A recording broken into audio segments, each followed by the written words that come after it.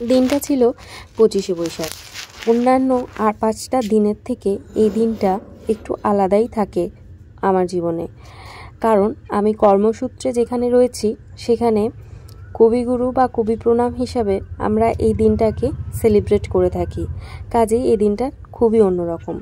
তবে সকালটা আমি তোমাদেরকে দেখাতে চাই। এটা সকালবেলা ভুল হবে, এই একটু বেলার দিকে, খুব বেশি সকাল নয়, 6:30 7টা বাজে তখন, একদম ভোরবেলা নয় এটা। প্রকৃতিটা দেখো কি সুন্দর লাগছে না বলো, একদম শান্ত স্নিগ্ধ। আমার তো বেশ ভালো লাগছে। ঘুম চোখ খুলে উঠে এই বাইরের দিকটা দেখতে দেখতেই আমার বেশ খানিকটা সময় চলে গেল। তার সাথে তো এই কোকিলের ডাক, সাথে রয়েছে একটা অদ্ভুত পাখির ডাক। কি পাখি এটা আমি বলতে পারবো না, তবে পাখিটাও অদ্ভুত, পাখির ডাকটাও অদ্ভুত। তোমাদেরকে পাখিটা দেখাচ্ছি, দেখো তো তোমরা চিনতে পারো কিনা। যদি পারো কমেন্টে কিন্তু নিশ্চয়ই বলো। কি বলো তো, জীবনের অনেকটা সময় না আমরা মেয়েরা ঘরকন্যা করতেই কাটিয়ে দিই, আর সব সময় এটা ভাবি যে আমি ঠিক করছি তো, আমি কিছু ভুল করছি না তো। আমিও এরকমই ভাবি।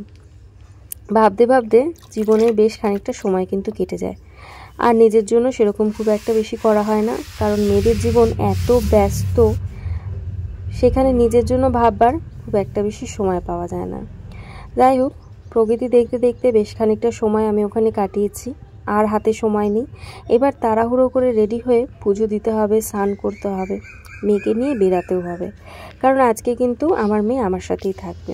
এক চিলতে রোদ এসে পড়েছিল আমার বারান্দায়। যেহেতু ছাদেই ঘর, তাই খুব সুবিধে হয় বাইরের দৃশ্যটা তোমাদের দেখাতে এবং বাইরেটা অনুভব করতে। তো আমাদের ছাদের পাশেই একটা বেল গাছ আছে। আমার ঘরে শিব ঠাকুর আছে, তার পুজোতে আমার বেলপাতাটা খুব কাজে লাগে, এবং গাছ থেকে পাই বলে আমার খুব সুবিধাও হয়। এরকম করে একদম হাতের মুঠোয় পেয়ে যাই। যেহেতু শিব ঠাকুরের সাথে রয়েছে তার নন্দী, তাই দুজনের জন্য 2টো বেলপাতা নিয়ে নিয়েছি। স্নান সেরে পুজোর ফুল তুলে পাতা নিয়ে চলে এসেছি ঘরে পুজোটা দিতে। পুজোটা দেওয়া হয়ে গেছে, এইবার রেডি হয়ে কিন্তু আমরা বেরিয়ে পড়ব। তো যথারীতি আমি আমার মেয়ে বেরিয়ে পড়েছি, দেখতেই পাচ্ছ। তাকে স্নান টান করিয়ে নিয়ে রেডি হয়ে গেছি।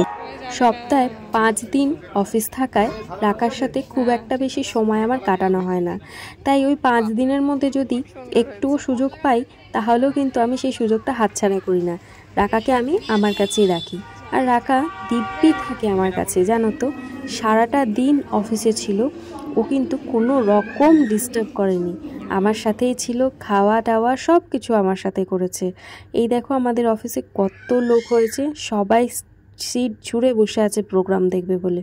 আসলে এই প্রোগ্রামে ছোট ছোট মানুষেরাও তো পারফর্ম করেছে, ঠিক রাকার মতো ছোট ছোট মানুষেরাও কিন্তু এই প্রোগ্রামে পারফর্ম করেছে, তাই ও একদম বোর হয়নি, ভীষণ আনন্দ করেছিল। সারাটা দিন খুব আনন্দ করে কাটিয়েছে আমাদের সাথে।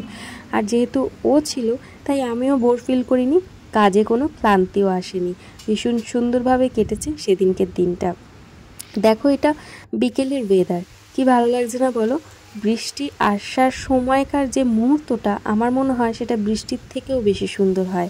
তোমাদের কি মতামত তোমরা নিশ্চয়ই জানিও, আর ভালো লাগলে একটা সাবস্ক্রাইব করে যেও।